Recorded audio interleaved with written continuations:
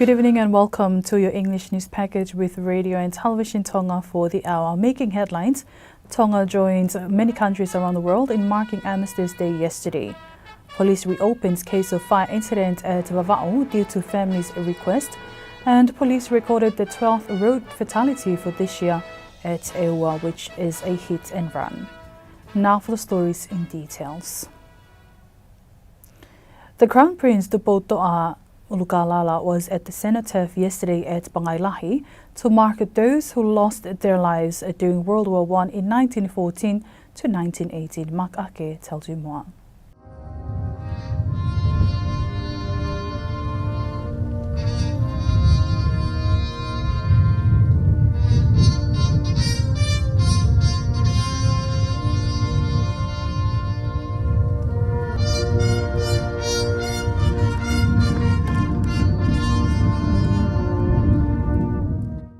Armistice Day, also known as Remembrance Day, is held every year, and for the past 2 years it was commemorated in-house due to COVID-19, but this year His Majesty's Armed Forces was finally able to hold a normal ceremony at the cenotaph. During the program, a 1-minute moment of silence was observed before the wreaths were laid at the cenotaph, led by the Crown Prince, Nuku'alofa, followed by a representative from the government and diplomatic corps. After the Crown Prince arrived at Pangailahi, all participants observed guns being shot and the sound of the bugle. It is simultaneously a day of glory and a day of sorrow as countless people lost their lives. However, after all their sacrifices, the end of the dire situation was truly a joy. There were Tongans who were part of World War I, operating in France in 1918.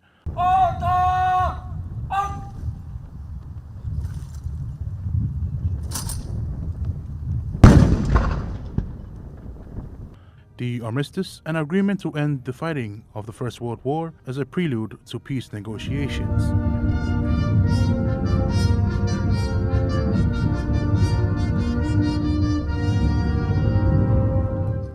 All flags were flown half-mast during the Remembrance Sunday commemoration. Police are reopening the case into the fire incident at Vava'o last week. This follows a request from the family for further investigation into the case of Tu'imala Moala, who died in the fire. The Deputy Police Commissioner, David Tahawailea, says a team was sent to Vava'o today to begin working on the matter. This team will further investigate the incident which led to the deceased death. It is understood that the inquest was concluded last week. However, due to the family's concern and request, police are now working to further investigate the matter. Vailea also urges people to be more wise with information being shared on social media, as to respect the deceased and her family during this time of mourning. Although the deceased body has been buried, but the family is still reluctant with the investigations carried out so far. A 21-year-old male from Mangaha, Ewa, has died from a hit-and-run incident last week. Alice Tupong with that story. The deceased sustained severe head injuries and later died at the hospital on that night. Police arrested the driver not long after the incident, an unlicensed 15-year-old male from Mafuto. He was driving in a vehicle heading east on the main road and had swayed too far to the left side and hit the deceased from behind, who was on foot heading in the same direction, forcing him off the ground and landed on his head. The driver failed to stop after the impact. The doctor confirms that the deceased died from severe injuries to his head. The driver remains remanded with police while investigation continues. This road fatality has tallied up the total road deaths to 12 so far this year.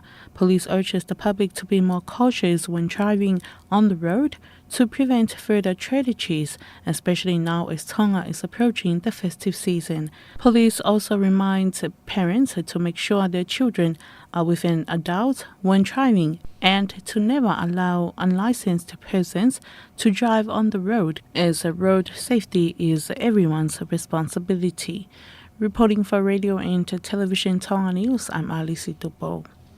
Tonga has joined the Blue Ocean Alliance at COP27, aimed at achieving 100% renewable energy generation by 2045. This is part of Tonga's commitment during the COP27 General Conference currently held at Egypt.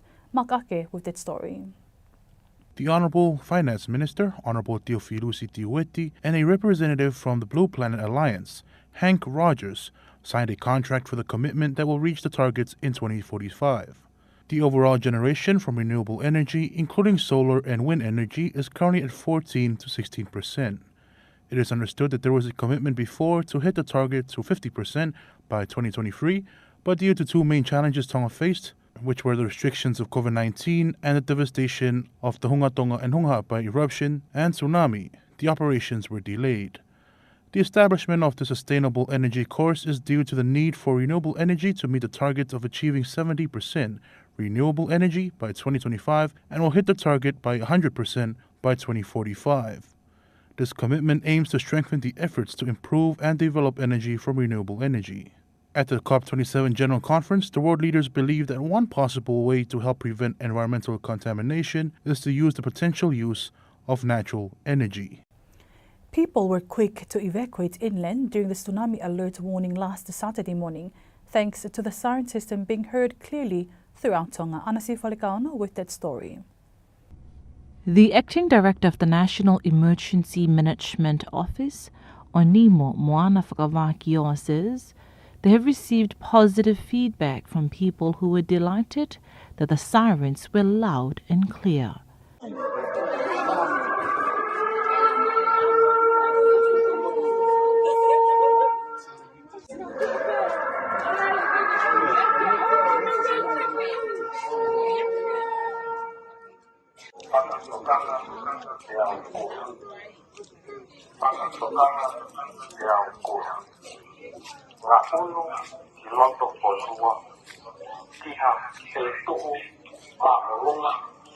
The siren system alerted the public and advised them to move inland or to a higher ground. Gioa added they have received different reports that people were able to hear the sirens from their respective areas. No damages were reported as of this afternoon. The siren was activated in the early hours of last Saturday to issue a tsunami warning after Tonga was hit with a 7.9 magnitude earthquake. Relevant stakeholders jumped to action during this period, such as the Tonga Meteorological Services in Fuamotu and the Tonga Broadcasting Commission. Numerous national tsunami drills have been conducted in Tonga before, so people are better prepared and are familiar with the sound of the sirens. Last Saturday was not a drill, and the new Tonga Broadcasting Commission building served as an evacuation centre. The CEO of Tonga Broadcasting Commission, Viola Olakai, says that this is a result of Japan's kind assistance and especially with the close cooperation with related stakeholders such as the Tonga Meteorological Services at Fuamotu. Elderly, children and people living with disabilities flocked the new building for shelter and safety. The tsunami waves reached 10 centimeters in height in Yafu, 6 centimeters in Tongatapu, and 5 centimeters in Nuku'alofa at 1 a.m. last Saturday. Law Week for this year is based on a legal framework on disaster management. This is due to the number of disasters that occurred in Tonga beginning from the January incident and COVID-19. Law Week commenced yesterday with a prayer service. Alice Tupon tells you more. The Attorney General, Linda Falametui, says they have a very important duty for the people, which is based on the Attorney General's position on Clause 31A of the Constitution. The importance of Law Week is providing awareness programs to the public about the Attorney General's office services. In 1950, the Attorney General's office was led by the Crown Solicitor, and members from the UK were elected to this position. The first Tongan to elect for this position was Daniela Tufoi, known as Lord Tufoi, was appointed by George Tubal V in 1960. The Attorney General clarified the hard work being carried out by the office following the disasters this year.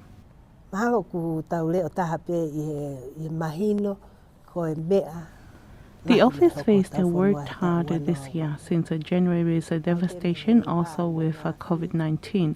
One of our surveys is creating legislations or regulations to prevent people accessing areas that were on red zone. There were 271 legal instruments created this year during disasters and 103 legislations. Meanwhile, the Solicitor General, Sione Sisfa, says the theme for this year's Law Week was created for the purpose of public awareness of the regulations and law to be able to withstand disasters. This year's theme is important when we look at government ministries are working collaboratively, also non-government organizations and the public accordingly to these law and regulations in order to withstand disasters occurred in Tonga. This includes working together when a volcanic eruption of Tonga Happai happened following spreading of COVID-19. This year's theme is also vital because on September this year marked the completion of 30 months creating declaration of state of emergency as it was started by the former Prime Minister in the last government. Law Week will end on Friday, the 18th of this month. Reporting for Radio and Television Tonga News, I'm Alice Tupo. A by-election will be held for Tongatapu 8 constituency. The by-election is to replace their former representative Semisi Whakahau. The by-election will be held on January 19, 2023. This follows the vacancy of a former MP's seat in Parliament last month, Semisi Whakahau. Meanwhile, the duration for the recount of the by-election results for Tongatapu 4, Tongatapu 6 and Tongatapu 7 are over, with the Electoral Commission yet to receive any request for a recount. The acting supervisor of elections, Hanele Telefoni, says up to today they have yet to receive a request for a recount. As such, no more requests will be accepted as the duration for such request is over. The duration was given 7 days from the day of the by-elections, which ended last week Thursday. However, the results were announced on November 3rd to replace these convicted MPs. From Tongatapu 4, Mateni Tapueluelu returns to Parliament, wife of the former Tongatapu 6 MP Tulsi Teiwan, and from Tongatapu 7, Piveni Piukala, the younger brother of the Health Minister, won the by-election. These new members will be sworn in as MPs in Parliament on a day to be announced. And 9 Christian churches along with 3 faith-based organizations were delighted this morning with the assistance of free Bibles donated by the Bible Society of the South Pacific. The program was held this morning at Tautaimana. The representative of the Bible Society of the South Pacific, Sefri Mila, says distribution of these Bibles to churches is part of the assistance for the community of Tonga during the recovery from the January devastating event. He says including in the assistance was a Bible and first-hand Bible for children, youth and adults so it can help develop their faith in Christ. These Bibles, they have been under this project specifically to replenish and also to give people an opportunity to have another Bible. I believe there were houses that were washed during the tsunami. People may have lost the biblical resources that they had to feed them spiritually and encourage to develop their faith and their walk in God. And this morning it is a great opportunity for me to present some of these resources. You will look here, these are some of the resources that we are distributing. English Bibles, the Good News, and also we have the Contemporary Bible version here. These are for adults and also for youths. And we also have some resources for the children as well, with different age groups. This is a My Key Verse Bible, and also we have other first-handy Bibles, which we hope that children will enjoy. And some of them are also translated in the Tongan language, which is a wonderful resource. And also we have the Tongan Katoa Bibles, and including some other spiritual help resources, specifically for people to read, and hopefully that it will be a benefit to their spiritual journey and spiritual life as well and development. Meanwhile, the Secretary of the Bible Free Church of Tonga, Reverend Le Motifi, now expresses his appreciation for the donation they received, as it will help the churches and the community know more about Christ and to strengthen their faith. The assistance is provided under the banner of the Tonga Relief Project, basically for churches and communities who have been affected by the volcanic eruption and the tsunami. However, the assistance was handed by the representative of the Bible Society of the South Pacific in collaboration with the Bible Society of New Zealand, Australia and Netherlands. Churches receiving the assistance included the Free Church of Tonga, Free Wesleyan Church of Tonga and the Scripture Union, along with other churches. Before we part, here's a final look at tonight's top stories. Tonga joined many countries around the world in marking Armistice Day yesterday. Police reopens case of fire incident at Vava'o due to family's request, and police recorded its 12th road fatality for this year at Ewa, which was a hit and run.